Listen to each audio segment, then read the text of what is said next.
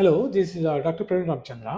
I'm senior endocrinologist working in Diabetes Endocrinology Clinic in Lanka, Newton, Bangalore, India. Please watch this video. नमस्ते। आज के इस explainer में आपका स्वागत है। देखिए, जब किसी को डायबिटीज होती है तो रोजमर्रा का रूटीन तो सेट हो ही जाता है। लेकिन जरा सोचिए, क्या हो अगर अचानक से तबीयत खराब हो जाए, तेज बुखार आ जाए या पेट खराब हो जाए। ऐसे में आज हम बात करने वाले हैं डैपाग्लिफ्लोजिन दवा के सिक डे रूल्स, यानी बीमारी के दिनों के नियमों के बारे में। ये जानना बिल्कुल क्रूशल है कि बीमारी में इस दवा को कैसे मैनेज किया जाए ताकि किसी भी बड़े खतरे से बचा जा सके। आगे बढ़ने से पहले आपको बता दूं कि ये सारी जानकारी आ कहां से रही है। ये कोई आम सलाह नहीं है। ये पेशेंट एजुकेशन गाइडलाइन सीधे डॉक्टर प्रवीण रामचंद्र से आई हैं, जो बैंगलोर के यलहंका में स्थित डाईप्लस एंडोक्राइनोलॉजी क्लिनिक में सीनियर एंडोक्राइनोलॉजिस्ट हैं। तो अगर कोई डैपाग्लिफ्लोजिन ले रहा है या आप किसी ऐसे व्यक्ति की देखभाल करते हैं, तो ये मेडिकल एक्शन प्लान समझना आपके लिए बहुत ही जरूरी है। चलिए जल्दी से देख लेते हैं कि आज हम क्या क्या कवर करने वाले हैं। पहला, सिक डे गाइडलाइंस क्या हैं। दूसरा, दवा को कब रोकना है। तीसरा, बीमारी के दौरान क्या क्या एक्शन लेने हैं। चौथा, वो कौन से खतरे के संकेत हैं जब तुरंत मदद लेनी चाहिए। और आखिरी में, ठीक होने के बाद दवा फिर से कैसे शुरू करनी है।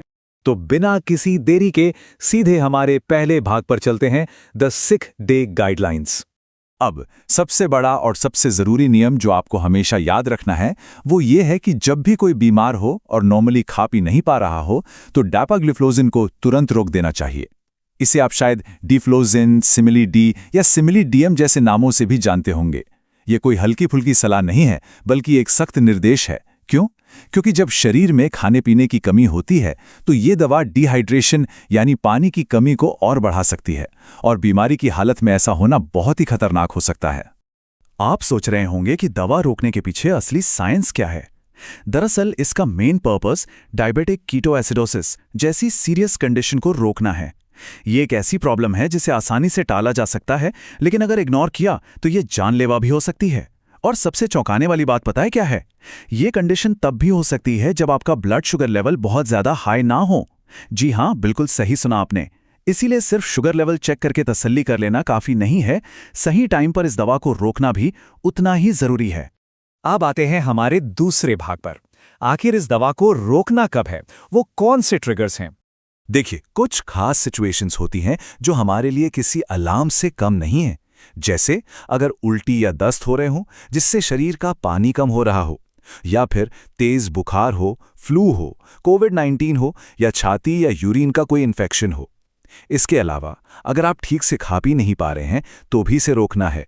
और एक बात जो लोग अक्सर भूल जाते हैं, अगर किसी सर्जरी या टेस्ट की वजह से आपको फास्टिंग यानी खाली पेट रहने को कहा गया है, तब भी इस दवा को रोकना एकदम मस्ट है।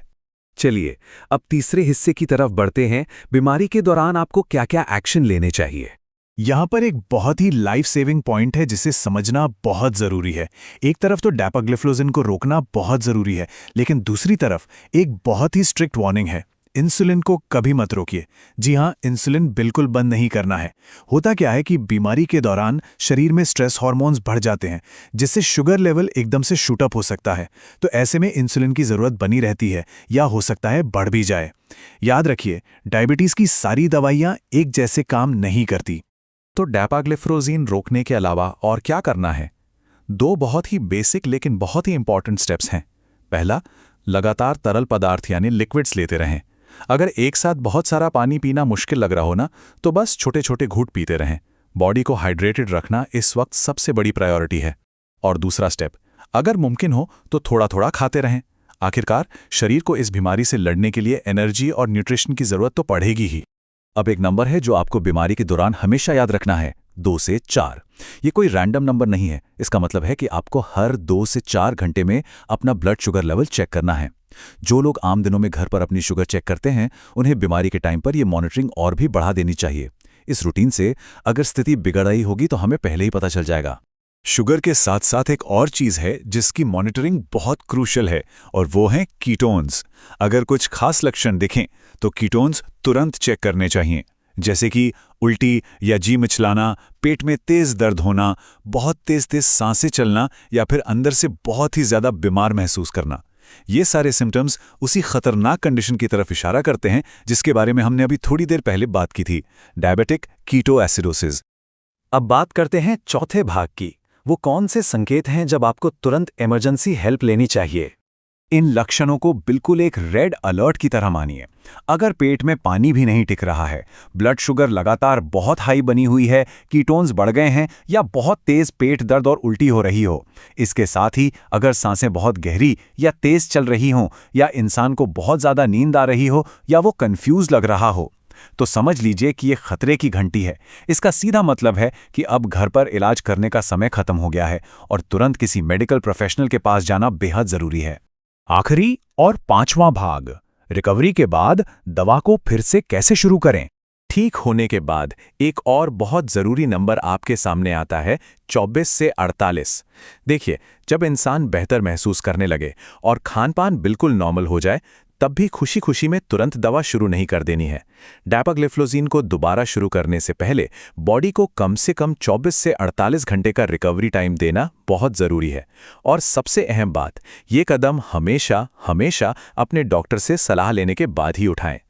इस पूरी चर्चा को अगर हम डॉक्टर प्रवीण रामचंद्र के ही शब्दों में समेटें तो उनका सिंपल और पावरफुल मैसेज ये है, अगर कोई बीमार है, डिहाइड्रेटेड है, उल्टी कर रहा है या ठीक से खा नहीं पा रहा है, तो पूरी तरह ठीक होने तक डैपाग्लिफ्लोज़िन को रोक दें।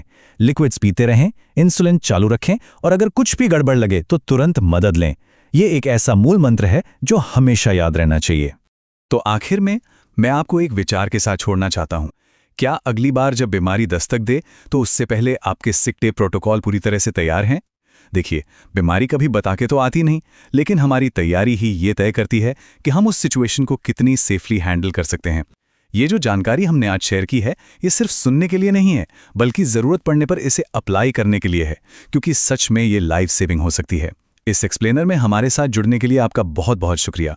सुरक्षित रहें और हमेशा जागरूक रहें।